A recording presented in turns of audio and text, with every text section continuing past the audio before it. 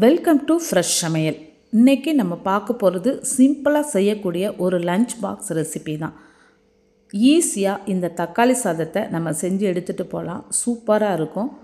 மதிய சாப்பாட்டுக்கு நல்லா ஊறி சாப்பிட்றதுக்கு டேஸ்ட் கொடுக்கும். 2 ஸ்பூன் அளவுக்கு எண்ணெய் விட்டுட்டு 1 ஸ்பூன் கடுகு வெடித்த பிறகு 1 ஸ்பூன் கடலைப்பருப்பு, 1 ஸ்பூன் உளுந்தம்பருப்பு, 2 வத்தல் எல்லாத்தையும் கிள்ளி போட்டுட்டு நம்ம லைட்டாக வறுத்து விட்டுக்க போகிறோம். கருவேப்பிலையும் கொஞ்சம் போட்டுக்கலாம். சிம்பிளாகவே செய்யக்கூடியது தான். காய் எதுவுமே இல்லாத நேரத்தில் அவசரமாகவும் நம்ம இதை செஞ்சு எடுத்துக்கலாம். பச்சை மிளகாய் 2ஐயும் கீறி போட்டுக்கிறேன். பெரிய வெங்காயம் 1 கட் பண்ணி ஆட் பண்ணிக்கிறேன். வெங்காயம் பச்சை மிளகாய் கொஞ்சம் வதங்கி வரட்டும். வெங்காயம் கண்ணாடி பதம் வதங்கின பிறகு நம்ம இது கூட தக்காளியை ஆட் பண்ண போகிறோம். ஒரு வெங்காயம் தான் போட்டேன். ஒரு 3 தக்காளியை நல்லா சின்னதாக கட் பண்ணி எடுத்து வச்சுருக்கிறேன். தக்காளி நல்லா மசிஞ்சு வர்ற வரைக்கும் நம்ம வதக்கி விட்டுட்டே இருக்கணும். மசிஞ்சு வந்த பிறகு இது கூட ஒரு 1/4 ஸ்பூன் அளவுக்கு மஞ்சள் தூள் ஆட் பண்ணிக்கலாம். வெங்காயம் தக்காளி நல்லா கொஞ்சம் மசிஞ்சிருச்சுன்னா சாதத்தில் இருக்கிறதே நமக்கு தெரியாது. உப்பு போட்டுக்கலாம். உப்பு போடும்போது நல்லாவே வதங்கி வந்துடும்.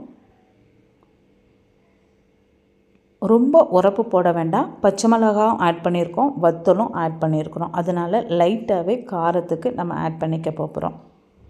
மஞ்சள் தூள் கொஞ்சமாக ஆட் பண்ணிவிட்டு ஒரு 1/2 ஸ்பூன் அளவுக்கு வத்தல் தூளும் ஆட் பண்ணி விட்டுக்கிறேன். எல்லாத்தையும் சேர்த்து நல்லா மிக்ஸ் பண்ணி விட்டுட்டே இருக்கணும். தண்ணி எதுவும் விட வேண்டாம். அந்த எண்ணெய் பிரிஞ்சு வரும். அந்த டைம்லையே இதில் நம்ம சாதத்தை நல்லா வடிகட்டி உதிரியாக வச்சுருக்குறோம். அதை அப்படியே போட்டு நல்லா கிளறி விட்டுற வேண்டியதான். சூடான சாதம் இருக்கும் போது அந்த தக்காளி தொக்கோடு சேர்ந்து விரவி நமக்கு அதுலேயே எண்ணெய் பசை எல்லாம் சேர்ந்து வந்துடும். இந்த மாதிரி தக்காளி சாதம் செஞ்சு நம்ம ட்ராவலுக்கும் எடுத்துகிட்டு போகலாம். கெட்டு போகாமல் இருக்கும். ஏன்னா தண்ணி எதுவும் சேர்த்து நம்ம கொதிக்க வைக்கலை. எண்ணெயிலேயே நம்ம வரட்டி எடுத்துக்கிறோம். இந்த தக்காளி சாதத்துக்கு சைடிஷாக நம்ம பொட்டேட்டோ ஃப்ரை மட்டும் இருந்தாலே போதும். சூப்பராக சாப்பிட்றோம். இல்லை ஒரு பப்படத்தை பொரித்து வச்சாலும் போதும்.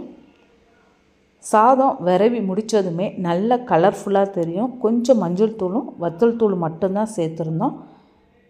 நல்லா ரெட் கலரில் இருக்கும். பார்க்குறதுக்கே சூப்பராக இருக்கும். கடலைப்பருப்பும் போட்டிருக்கறனால டேஸ்ட்டாக இருக்கும். எங்களுடைய சேனல் உங்களுக்கு பிடிச்சிருந்துச்சுன்னா லைக் பண்ணுங்கள், ஷேர் பண்ணுங்கள், சப்ஸ்கிரைப் பண்ணுங்கள்.